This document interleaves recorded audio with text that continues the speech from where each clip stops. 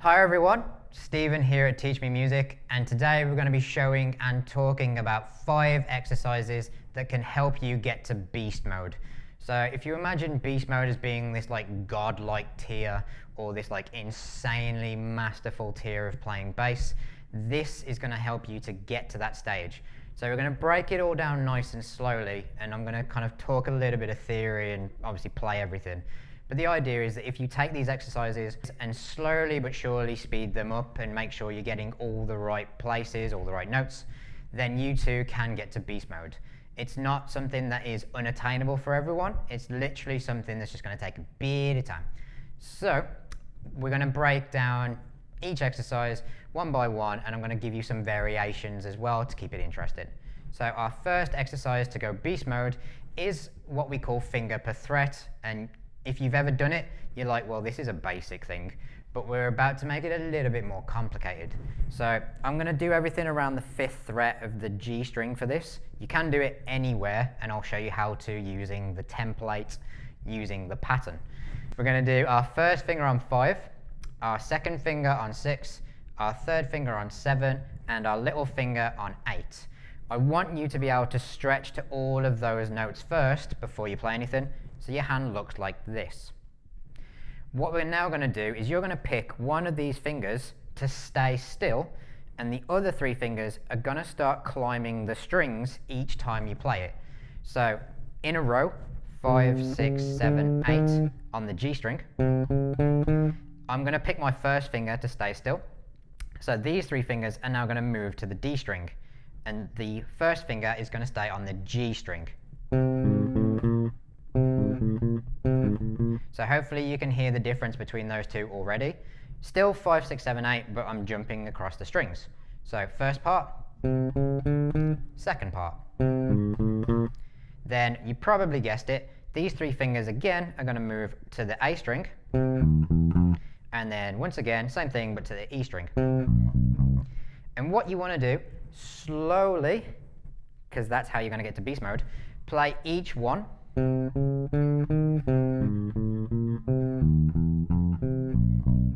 When I say slowly, I actually mean slower than that. That's pretty fast. So like, make sure you're doing it really slow, and then start to speed it up. Use a metronome if you need to, etc. But the idea is you want to try and play it as fast as you can, so you basically play it wrong. And I'm just going to do it off the cuff, no warm-up, no nothing, so watch me crash and burn. Literally just like that. And you can do it on a loop, or you can just do it once like this. The idea is that you can position your hand anywhere, and as long as one finger is staying still, you can go up and down the neck constantly. So you could do it with your second finger, so that means on the 6. So we'd go 5, 6, 7, 8. Then your first, third, and fourth finger are going to move to the D string, but your second finger is going to stay on the G string, etc., etc. I'm not going to show you every variation because there's loads, but it's the finger per fret exercise, basically made slightly more advanced. If you're really struggling with that stretch, bring it up here because everything's closer together. If you want to go extreme mode, extreme beast mode, then bring it down to the 1st fret because that's the biggest stretch. So that's our first exercise. Obviously run with that, take your time with it. It's just showing you what to do. Our second one, our second exercise, is something that I like to call the box. And essentially we're doing finger per fret, but we're making a box shape. So once again, 5, 6, 7, 8. But what I'm going to do, I'm going to run a complete straight line on the G string. And then I'm going to go diagonal across. So that is 8 on the G, 7 on the D, 6 on the A string, and 5th fret on the E string. Still using 1, 2, 3, 4. So the idea is it sounds like this.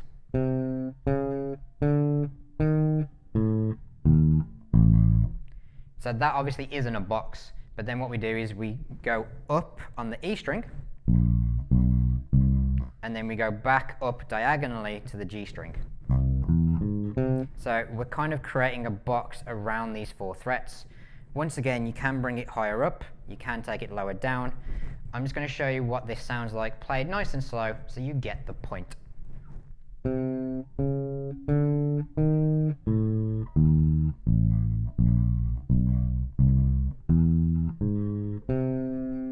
And then when you can play it nice and slowly, you want to speed it up. It's going to be really good for your fingertips, really good for your two-hand coordination.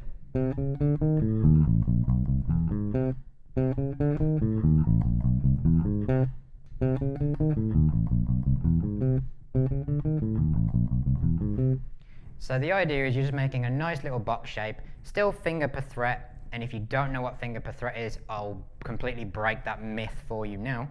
Finger per fret is you assign a finger to each fret. So my first finger is always 5 in this case, second finger always 6, third finger always 7, and fourth finger always 8. Nice and dead simple. You can move it around, do whatever you want. So that is our second exercise that you can speed up and slow down using a metronome. Metronome is super important. Using a metronome. A metronome is super important. Ignore the accent. Don't know what happened there. So our third exercise is we're going to take a 3-note pattern anywhere on the bass and we're going to apply it to every single string. So that kind of probably sounds a bit random. I'll explain. So I'm going to start on the 12 because I'm going to come higher up so you can see that all these things can happen anywhere on the bass guitar. So I'm going to do my fourth finger on 12, second finger on 10, and my first finger on 9. And that is all on the G string. So little finger on 12, second finger on 10, and first finger on 9.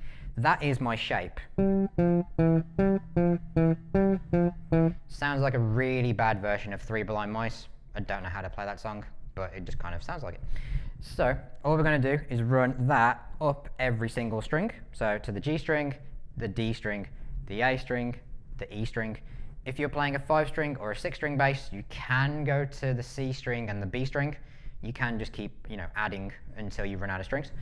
The idea is we're going to play it really slow again. Maybe slower than that. I'm just playing it something that's comfortable for myself. And then what we want to do is try and play it as fast as humanly possible on an endless loop.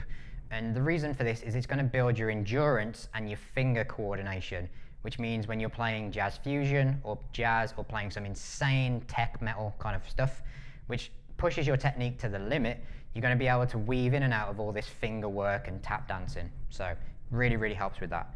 And just as an example, this is what it sounds like slightly faster.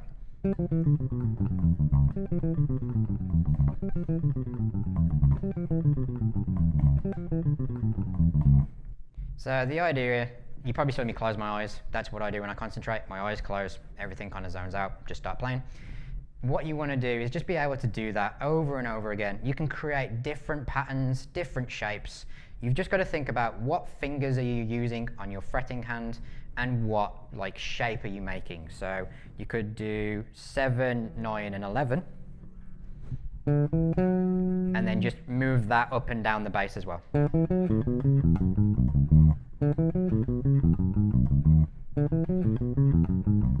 So that's obviously a massive stretch, but obviously you can do that. You could just do a straight line, so 7, 8, 9.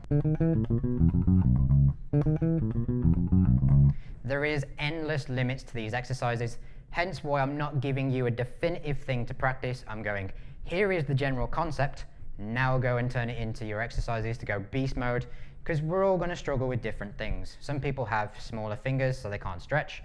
Some people struggle to play quickly. Some people struggle with two-hand coordination. I don't know what you struggle with, so these are really useful for everyone. That was our third exercise. Our fourth exercise starts to get a bit more musical, and what we're going to do is we're going to take a scale. You need to know how to play at least one scale for this. It doesn't matter what the scale is. I'm going to show you how to do it with the A major scale, and the idea is that you play it all the way up in 2 octaves and all the way down. And the reason why is because then you have to move up and down the neck. So this is how most people practice the A major scale.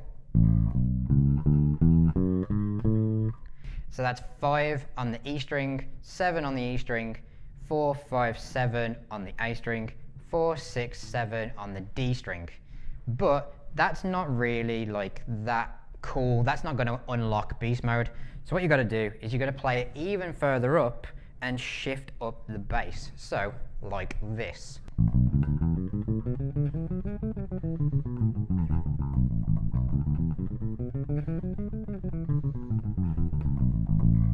So you can see that I'm transitioning all the way up to 14 and then all the way back to 5.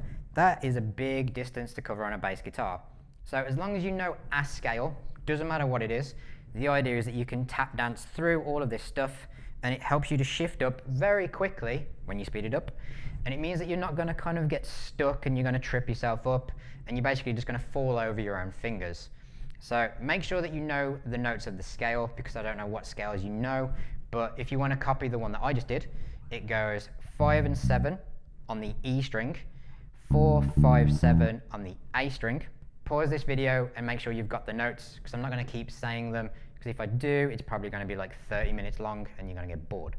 So that was 4, 5, 7 on the A string, 4, 6, 7 on the D string, 4, 6, 7 on the G string. Then we're going to shift up and we're sliding and landing our first finger, that's important, on the 9, and then we're going 9, 11, 13, 14.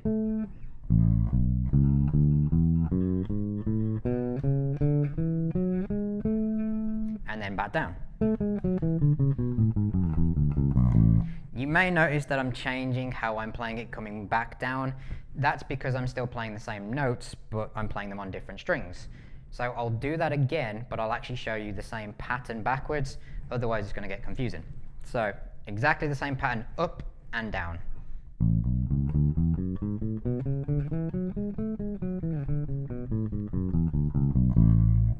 And the idea is that smooth transition and that slide to get up to the higher octave, that's going to really help you to go beast mode, especially if you're trying to put like a few little flares, a few little fills into your bass playing while you're playing a normal bass line. So that's our 4th exercise. If that's too easy, I challenge anyone watching to do 2 different scales, which means play one scale in 2 octaves, going ascending, and then if you're going to do a different scale, descending. So what I mean by that, I'm going to do the A major scale going ascending, and descending, I'm going to do the A minor scale. So watch closely how my fingers change. I'm not going to show you how I play it, but this is for the more advanced guys watching this, well, guys and girls. So A major ascending, A minor descending, no gap in the middle.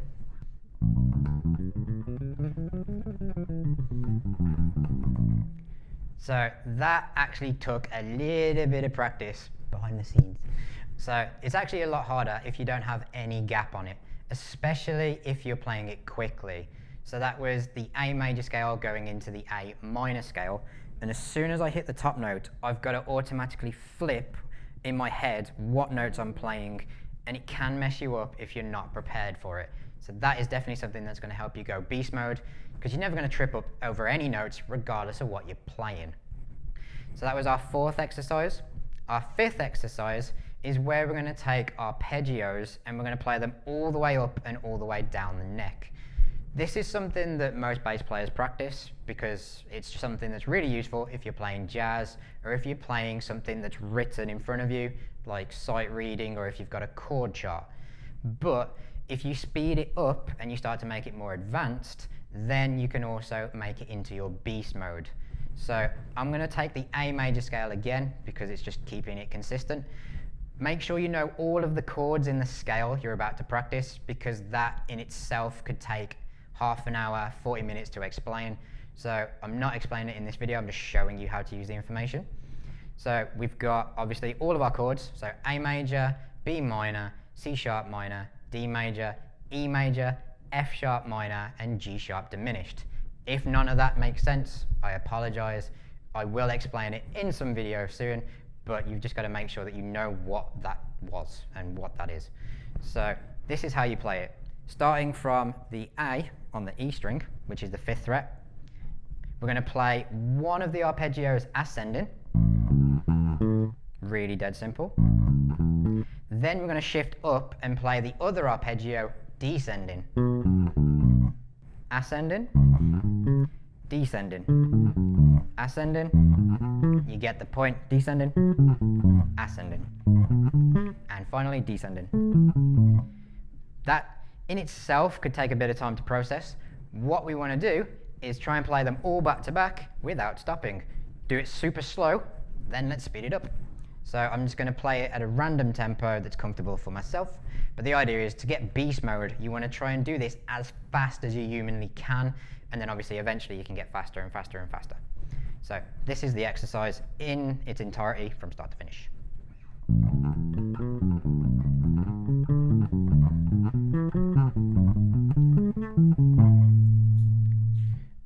Obviously, that might look like a bit of a blur. I know I'm not playing that fast. Don't worry, it's not a massive ego trip. I just know that my fingers are moving very quickly around the fretboard. That's just something you want to get used to. If you have to break this down, please do. Beast mode isn't unlocked by simply just practicing the same thing.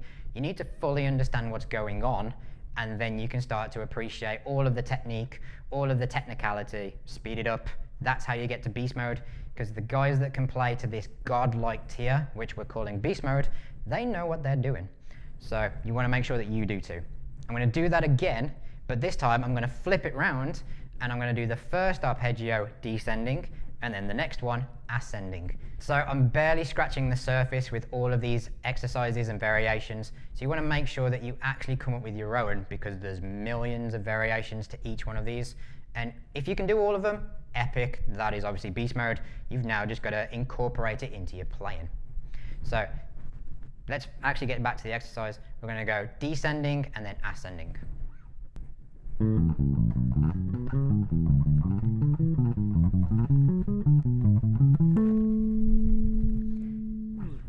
So, little pro tip, little kind of behind the scenes advice. That is actually quite difficult, especially if you're playing it with no gaps quite quickly. So once again, all 5 of these exercises just need to be slowed down and then sped up when you're ready. Make sure that you understand why we're doing all of these.